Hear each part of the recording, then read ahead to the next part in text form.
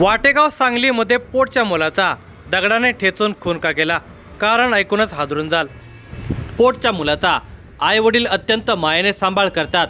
मुले मोठी झाली, शिकली, सरवली, कमवती झाली की आईबापाला त्याचा अभिमान वाटतो. पण काही जण दुर्दैवी असतात, त्यांना मुलांचे सुख मिळतेच असे नाही. काही जणांना तर मुलांचा प्रचंड त्रास होतो, पण ते आईबाप असतात. मुलांचा त्रासही ते मुकाट्याने सोसत असतात.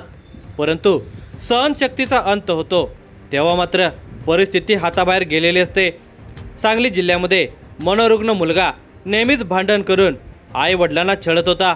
तो मारहाण करण्यासाठी अंगावर धावून जात असे. असाच एकदा तो मारहाण करण्यासाठी वडिलांच्या अंगावर धावून गेला. तेव्हा भीतीपोटी वडिलांनी मुलाच्या डोक्यामध्ये दगड घातला. या दुर्दैवी घटनेचा सविस्तर वृत्तांत पुढे पाहण्याअगोदर जर तुम्ही ह्या चॅनेलवर जर नवीन असाल तर प्लीज आपल्या ह्या मराठी चॅनेलला नक्की सबस्क्राईब करा. सांगली जिल्ह्यातील वाटेगाव हे कासेगाव पोलीस ठाण्याच्या हद्दीमध्ये येते. या गावामध्ये अरुण यादव हे पत्नी सुलभा, मुलगा निखिल यांच्यासह राहत होते. त्यांना आणखी एक मुलगा आहे, त्याचे नाव निलेश. तो आपल्या पत्नीसह इस्लापूर या ठिकाणी राहतो. 2 नंबरचा मुलगा निखिल हा अविवाहित असून सध्या त्याचे वय 31 आहे. शिक्षण BA पर्यंत झाले आहे, पण नोकरी धंद्यामध्ये यश न आल्याने 2 वर्षापासून त्याची मानसिक स्थिती बिघडली आहे. त्याच्यावर इस्लामपूर येथे मानसोपचार तज्ज्ञांकडून उपचार चालू आहेत. निखिलची आई सुलभा यादव या अंगणवाडी सेविका असून तर वडील अरुण यादव हे आदिती फूड्स नेरले या ठिकाणी खाजगी नोकरी करतात. 2 वर्षांपासून निखिलची मानसिक स्थिती बिघडली आहे. तो मनोरुग्ण असल्याने त्याचा घरातील लोकांना त्रास होत होता. तो घरामध्ये नेहमी आई वडिलांशी कोणत्याही कारणावरून वाद घालत असतो. त्याच्या उपचारासाठी आई वडिलांनी लाखो रुपये खर्च केले असले तरी त्याच्यामध्ये कोणताच बदल झाला नाही. शनिवार दिनांक 11 एप्रिल 2026चा तो दिवस. त्या दिवशी निखिलचे वडील त्याला म्हणाले, औषध वेळेवर घ्यायचे आहेत, तेव्हा तू लवकर जेवण कर. यावर निखिलने वडिलांशी वाद घातला. बराच वेळ हा वाद चाललेला होता, तरी वडिलांनी त्याच्या काळजीपोटी स्वतःवर संयम राखत त्याला समजावून सांगितले. तेव्हा त्याने औषधे घेतली. त्यानंतर रात्री घरामध्ये निखिलने गोंधळ घातला. घरातले सामान सुमान फेकाफेकी करून घर विस्कळीत केले. त्याला वडिलांनी समजावले असता निखिल शिवीगाळ करून आई वडिलांच्या अंगावर धावून येत होता. त्यानंतर निखिल हा घराबाहेर निघून गेला, पण बराच वेळ तो परत आला नसल्यामुळे गावामध्ये त्याचा शोध घेतला, पण तरीही तो कुठे सापडला नाही. आई वडील, नातेवाईक त्याचा शोध घेऊन थकून बसले. शेवटी रात्री उशिरा निखिल घरी परत आला.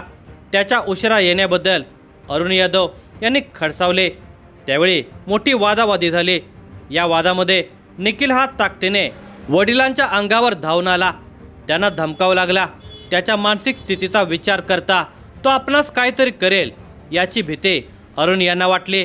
तो आपल्या जीवाचे काहीतरी बरे वाईट करेल या भीतीने त्यांना इतके ग्रासले की त्यांनी बाजूला पडलेला दगड उचलला.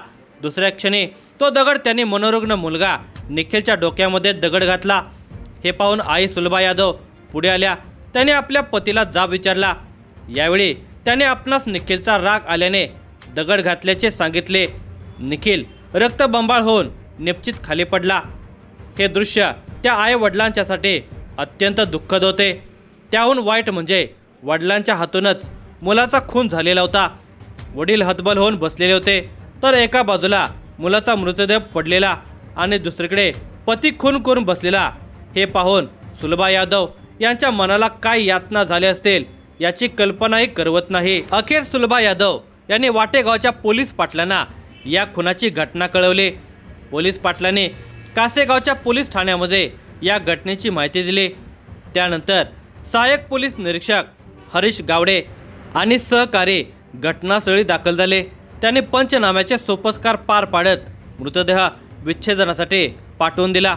घटनास्थळी इस्लामपूरचे उपअधीक्षक अरुण पाटील यांनी भेट देऊन तपासणीकामी सूचना दिल्या.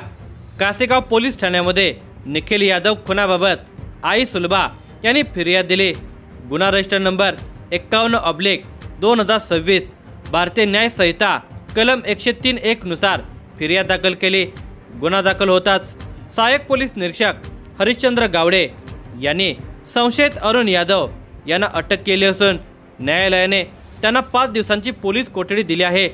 या खून प्रकरणाचा तपास पोलीस अधीक्षक संदीप घुगे, अप्पर पोलीस अधीक्षक कल्पना बारवकर आणि इतर सहकाऱ्यांच्या मदतीने या घटनेचा पुढील तपास सुरू आहे।